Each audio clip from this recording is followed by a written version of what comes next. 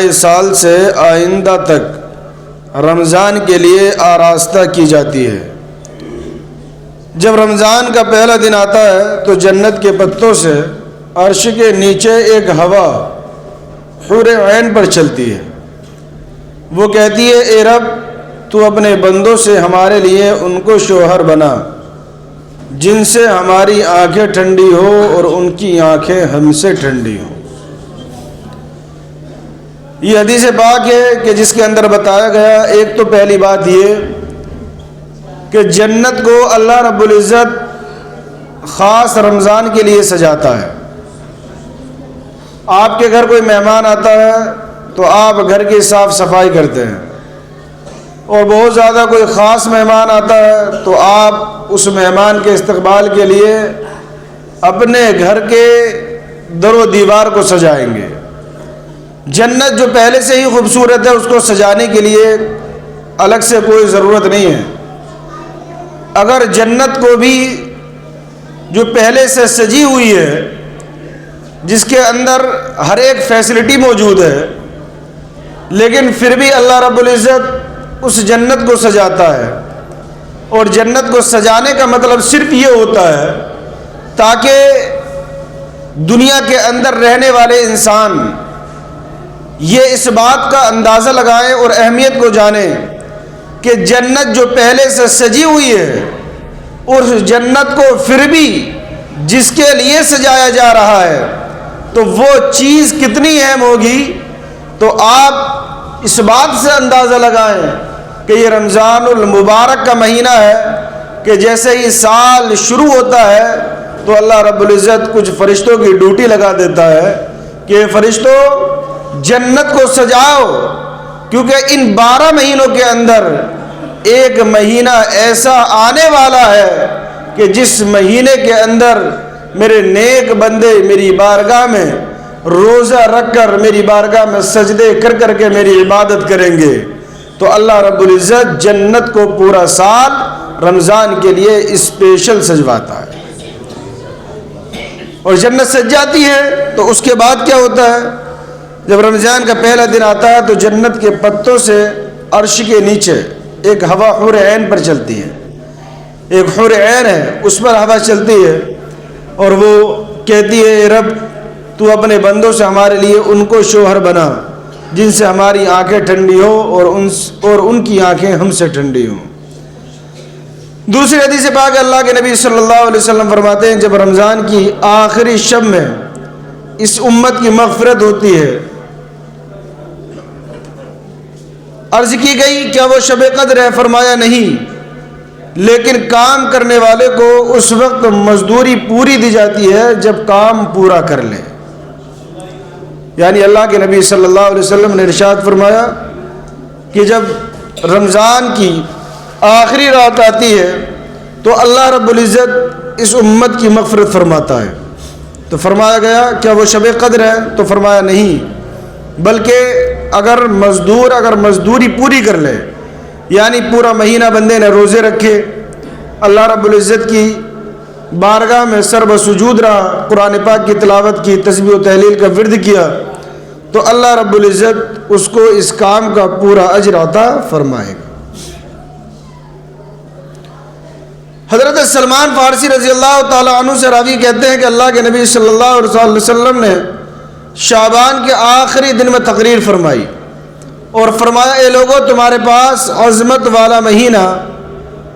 برکت والا مہینہ آیا،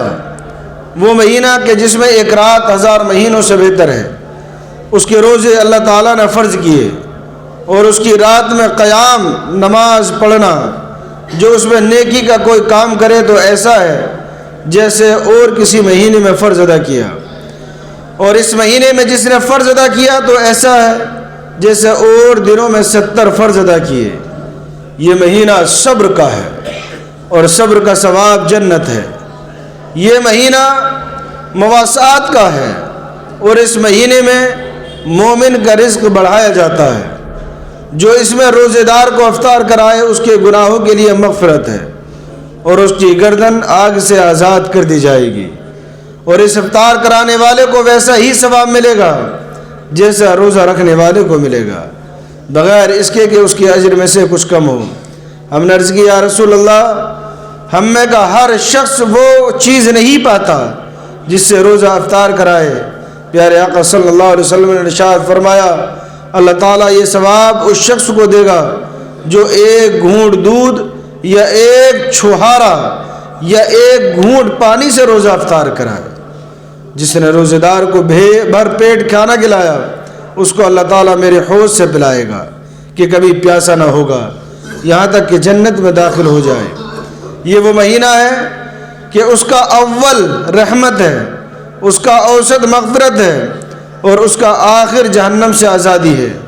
جو اپنے غلام پر اس مہینے میں تخفیف کرے، یعنی کام میں کمی کرے، اللہ تعالیٰ اسے بخش دے گا اور جہنم سے آزاد فرمائے گا۔ یہ تمام باتیں اللہ کے نبی صلی اللہ تعالیٰ علیہ وسلم نے اپنے صحابہ اکرام کے سامنے تقریر میں بیان فرمائی۔ ایک اور حدیث پاک اللہ کے نبی صلی اللہ علیہ وسلم فرماتے ہیں جنت میں 8 دروازے ہیں، ان میں ایک دروازے کا نام ریان ہے، اور اس دروازے سے وہی جائیں گے جو روزہ رکھتے ہیں۔ یعنی اللہ رب العزت نے جنت میں 8 دروازے بنائے اور ایک دروازہ خاص ان کے لیے رکھا جو دنیا کے اندر روزہ رکھتے ہیں۔ اس دروازے کا نام ریان ہے، یعنی اس دروازے سے کسی اور کی انٹری نہیں ہونا ہے بلکہ روزہ دار کی انٹری ہونا ہے۔ اب اسپیشل جس کے لیے اللہ رب العزت نے یہ رکھا ہو کہ ایک دروازہ خاص اسپیشل کر دیا گیا ہو، تو آپ اندازہ لگائیے کہ وہ عبادت کتنی اہم ہے کہ جس عبادت کے اندر اللہ رب العزت اسپیشل جنت کے اندر انٹری الگ دروازے سے کرائے گا۔ اس لیے رمضان کا مہینہ پایا ہے تو اس کے روزوں سے غفلت نہ برتیں اور ہمیشہ روزے رکھتے رہیں۔ حضرت ابو ہریرہ رضی اللہ تعالیٰ عنہ سے مروی آقا صلی اللہ علیہ وسلم نے فرمایا، جو ایمان کی وجہ سے اور ثواب کے لیے رمضان کا روزہ رکھے گا اس کے اگلے گناہ بخش دیے جائیں گے، اور جو ایمان کی وجہ سے اور ثواب کے لیے رمضان کی راتوں کا قیام کرے گا اس کے اگلے گناہ بخش دیے جائیں گے، اور جو ایمان کی وجہ سے اور ثواب کے لیے شب قدر کا قیام کرے گا اس کے اگلے گناہ بخش دیے جائیں گے۔ یعنی بخشش و نجات کا مہینہ ہے۔ بندہ مومن اگر رمضان کا روزہ رکھتا ہے اور اس کی نیت ثواب ہے تو جو اب تک اس نے گناہ کیے نا، اللہ رب العزت اپنے فضل سے اس کے وہ تمام گناہوں کو معاف فرما دے گا۔ بندہ مومن اگر اللہ کی رضا کے لیے اور ثواب حاصل کرنے کے لیے رمضان کی راتوں میں سوئے نہ، گلیوں میں گھومے نہ، ادھر ادھر پھرے نہ، جیسے آپ فجر کی نماز پڑھنے کے لیے آئے، کون سی طاقت ہے جو آپ کو مسجد کھینچ کر کے لے کے آئی ہے؟ کیا آپ نے کسی کو دکھانے کے لیے نماز پڑھی ہے؟ نہیں۔ کیا آپ نے اپنی واہواہی کے لیے نماز پڑھی ہے؟ نہیں، بلکہ ایسے سمت میں جبکہ نیند کا غلبہ ہوتا ہے رات میں، صبح صادق کے وقت میں جب رات کا آخری پہر ہوتا ہے تو ایک میٹھی نیند انسان کو آتی ہے، اور ایسی وقت میں جب ایک بندہ اللہ کی رضا کے لیے صبح کو اٹھ رہا ہے، کسی کو دکھانے کے لیے نہیں بلکہ گھر میں اس نے سحری کی ہے، اور سحری کرنے کے بعد کسی کو دکھانے کے لیے نہیں بلکہ رب کو راضی کرنے کے لیے کہ یہ میرے اور میرے رب کے درمیان کا معاملہ ہے، کوئی تیسرا نہیں جانتا کہ آپ کا روزہ ہے یا نہیں۔ اگر آپ چھپ کے کھا لیں گے تو کوئی نہیں جانے گا کہ آپ نے روزہ رکھا ہے یا نہیں، لیکن وہ پیدا کرنے والا رب جانتا ہے، وہ دلوں کے حال جانتا ہے۔ ہر کسی سے آپ چھپا سکتے ہیں لیکن اللہ رب العزت سے کوئی چیز چھپ نہیں سکتی ہے۔ روزہ ایک ایسی عبادت ہے جو بندے کے درمیان رہتا ہے اور اللہ تعالیٰ کے درمیان رہتا ہے، اور انسان دنیا سے چھپا سکتا ہے، دنیا یہ سمجھے گی کہ آپ روزے دار ہیں، لیکن اگر آپ نے اللہ کی رضا کے لیے روزہ نہیں رکھا، کھا لیا پی لیا، تب ایسی صورت میں اللہ تعالیٰ سے وہ چیز چھپ نہیں سکتی۔ لیکن اللہ رب العزت نے فرمایا الصوم لی وانا اجزی بہ، جب تیسرے کو نہیں پتا تو اے بندے تو فکر نہ کر، روزہ میرے لیے ہے، اور چیزوں کی جزا تو میں فرشتوں کے ذریعے سے دے دیتا ہوں، لیکن اسپیشل روزے دار کو جو میں بدلہ دوں گا وہ کسی اور کے ذریعے سے نہیں. الصوم لی وانا اجزی بہ، روزے دار کو بدلہ براہ راست میں خود عطا فرماؤں گا. کہیں جنت میں اسپیشل دروازے سے داخل کر دوں گا، کہیں اس کے تمام گناہوں کو معاف فرما دوں گا، کہیں اس کے لیے روزے کو ڈھال بنا دوں گا، کہیں روزہ خود اس کے لیے سفارش کرے گا. میرے عزیز سنی غیور مسلمانوں، یہ تمام چیزیں ہمیں بتاتی ہیں کہ رمضان کا مہینہ جو ہمارے پاس یہ رحمت بن کر کے آیا ہے، پورا سال جس کے استقبال اور ویلکم کے لیے ساری جنت کو سجایا جاتا ہے، تو یہ کوئی عام مہینہ نہیں بلکہ جنت کو سجایا اس لیے جا رہا ہے کہ اب اگر کوئی اس رمضان میں اللہ کی رضا کے لیے اگر روزہ رکھتا ہے، راتوں کو قیام کرتا ہے، ادھر ادھر بیٹھ کر کے وقت برباد نہ کر کر اللہ کی رضا کے لیے اگر اپنے اعمال کرتا ہے، تو میرے رب نے اشارہ اور ہنٹ دے دیا کہ اے بندے، یہ جو جنت کو سجایا جا رہا ہے یہ کسی اور کے لیے نہیں بلکہ نبی کا امتی یہ دنیا کے اندر اللہ کی بارگاہ میں سجدہ کرے گا، بھوکا رہ کر کے روزہ رکھے گا، تو تمہارا رب اس کا انعام کوئی چھوٹا موٹا نہیں دے گا، بلکہ اللہ رب العزت سجی ہوئی جنت کو 11 مہینے مسلسل سجا کر جنت کے ایک خاص اسپیشل دروازے سے اس روزے دار کی ساری دنیا کے سامنے انٹری کراتا ہوا نظر آئے گا، اور ساری دنیا کو رب بتائے گا کہ یہ جنت میں داخل ہونے والا کوئی اور نہیں ہے بلکہ دنیا کے اندر یہ بھوکا رہا ہے تو کسی اور کے لیے نہیں بلکہ یہ بھوکا رہا ہے تو اپنے رب کو منانے کے لیے رہا ہے. یہ دنیا کے اندر اگر راتوں کو قیام کیا ہے تو کسی اور کو دکھانے کے لیے نہیں بلکہ اپنے پروردگار عالم کو راضی کرنے کے لیے کیا ہے. اللہ کے نبی صلی اللہ تعالی علیہ وسلم نے ان باتوں کی طرف ہمارے اور آپ کے لیے اشارہ فرمایا. ایسے ہی ایک اور حدیث پاک ہے، اللہ کے نبی صلی اللہ علیہ وسلم ارشاد فرماتے ہیں، روزہ اور قرآن بندے کے لیے شفاعت کریں گے. روزہ کہے گا، اے رب، میں نے کھانے اور خواہشوں سے دن میں اسے روک دیا، میری شفاعت اس کے حق میں قبول فرما. قرآن کہے گا، اے رب، میں نے اسے رات میں سونے سے باز رکھا، میری شفاعت اس کے بارے میں قبول کر. دونوں کی شفاعتیں قبول ہوں گی. اللہ اکبر کبیرہ. چھوٹا سا عمل ہم کرتے ہیں، قرآن بولتا ہے نہیں، روزہ بولتا ہے، دیکھا ہے روزوں کو بولتے ہوا نہیں. کل قیامت کا دن ہوگا، ساری دنیا جمع ہوگی، بندہ گناہ گار ہے، سیاہ کار ہے، خطا کار ہے، پوری زندگی گناہوں کے دلدل میں پھنسا رہا، اپنے آپ پر شرمندہ اور نادم ہوتا رہا، کشمکش میں رہا کہ پتہ نہیں اتنے گناہ کیے ہیں زندگی میں، رب معاف کرے گا یا نہیں. قدم قدم پر گناہ کیے، اب کی رب کی نافرمانی کی. لیکن رمضان کا مہینہ آیا، وہی بندہ ہے اللہ کی بارگاہ میں ہاتھ جوڑ کر کے توبہ کرتا ہے، اے مولا تو نے رمضان ہمیں عطا کیا ہے، اے مولا تو نے قرآن ہمیں عطا کیا ہے. رمضان کے مہینے میں روزہ رکھ رہا ہے، اور رمضان کے مہینے میں وہ بندہ رات کو تراویح میں قرآن سن رہا ہے. اللہ اکبر کبیرہ. اب دنیا کو تو چھوڑیے، اوروں کو تو چھوڑیے، بلکہ یہ جو روزہ آپ نے رکھا ہے، جو قرآن آپ نے سنا ہے، اگر آپ کے اعمال ایسے ہیں کہ آپ کو جہنم میں جانے کا فرمان جاری ہو گیا، نہ نمازیں پڑھی، نہ کوئی اچھا کام کیا، پوری زندگی گناہ کرتے رہے، رب کی بخشش، رب کی مہربانی دیکھیے کہ قرآن خود اس بندے کے لیے کہے گا، اے مولا یہ بندہ ایسا ہے کہ جب ساری دنیا بستر پر سوتی تھی تو اے مولا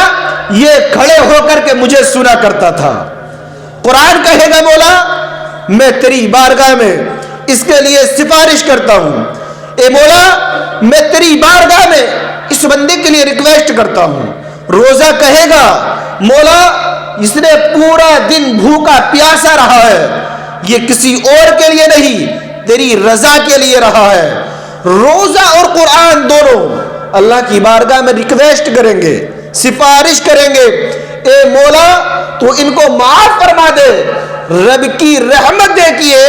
قرآن اور روزہ جس بندے کے لیے، جس گناہگار کے لیے اگر ریکویسٹ کرے اللہ کی بارگاہ میں، سفارش کرے خدا کی بارگاہ میں، اس بندے کا عالم کیا ہوگا؟ تو اللہ قرآن اور روزے کی ریکویسٹ کو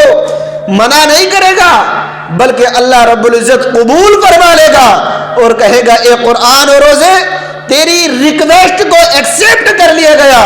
تیری وجہ سے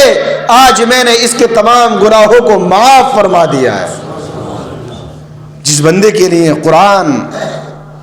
شفاعت کی گہار لگائے، روزہ جس بندے کے لیے اللہ کی بارگاہ میں کہے، اس بندے کی قسمت کا کیا عالم۔ اس لیے، اور ہوگا کس لیے؟ یہ انہی لوگوں کے لیے ہے جو روزہ رکھیں گے، یہ انہی لوگوں کے لیے ہے جو قرآن پڑھیں گے اور قرآن کی تلاوت کریں گے، ورنہ تو بہت سارے تو مسلمان ایسے ہیں روزہ رکھنا ان کو گرا ہوتا ہے، بڑی دشواری ہوتی ہے، ہلکی پھلکی بیماری میں روزہ چھوڑ دیتے ہیں، وہ روز رمضان کی اہمیت کو نہیں سمجھتے ہیں، بس رمضان کی اہمیت کو یہ سمجھا کہ افطاری کے اندر چند طرح کے فروٹ اور دسترخوان پر بچھی ہوئی چیزیں کھا لی، سحری میں کھانا تناول کر لیا، مسجد میں آ کر کے لوگوں کا ہجوم دیکھ لیا، یہی رمضان ہے۔ رمضان نیکیاں لوٹنے کا مہینہ ہے، رمضان ہم گناہگاروں کے لیے ایک آفر ہے،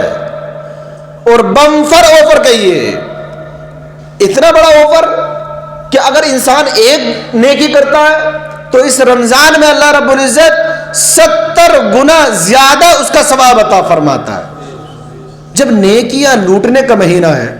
تو ہم اور آپ غفلت میں گزار دیتے ہیں، ہم اور آپ صرف ادھر ادھر کی باتوں میں گزار دیتے ہیں۔ اے میرے عزیز سنی غیور مسلمانوں، آپ سے التجا ہے، میری ریکویسٹ ہے، میں آپ سے درد مندانہ اپیل کر رہا ہوں کہ یہ رمضان جو چل رہا ہے نا، بڑی برکتوں کا مہینہ ہے، اس کو ہلکے میں نہ لیں، اس کو یہ نہ سمجھیں کہ بس آیا ہے، ہر سال آتا ہے، آ کر کے چلا جاتا ہے، ہمیں تو کرنا وہی ہے جو ہر سال کرتے ہیں۔ اللہ نے اگر جسم میں جان دی ہے، توفیق دی ہے، روزے رکھیں، اپنی اولاد کو روزے رکھوائیں۔ اگر بچہ 7 سال کا ہو گیا ہے نا تو حکم یہ ہے کہ اس کو نماز کے لیے کہا جائے، 10 سال کا ہو گیا ہے تو حکم یہ ہے کہ اس کو مار کر کے نماز پڑھوائی جائے۔ ایسا ہی روزے کا مسئلہ ہے، اگر آپ کا بچہ روزہ رکھنے کی طاقت رکھتا ہے نا، 10 سال کا ہو گیا ہے، اگر اس کے اندر استطاعت ہے تو ان کو بھی روزہ رکھوائیں۔ اپنے گھروں کے اندر ماحول بنائیں، ماں اور بہنوں سے کہیں کہ قرآن کی تلاوت زیادہ سے زیادہ کریں، اپنے گناہوں کی معافی کریں، اور اپنے لیے اور ساری امت کے لیے یہ دعا کریں۔ اللہ رب العزت ہمارے لیے راستوں کو آسان کرنے والا ہے۔ خالق کائنات پروردگار عالم ہم تمام کو عمل خیر کی توفیق عطا فرمائے۔ رب ذوالجلال پروردگار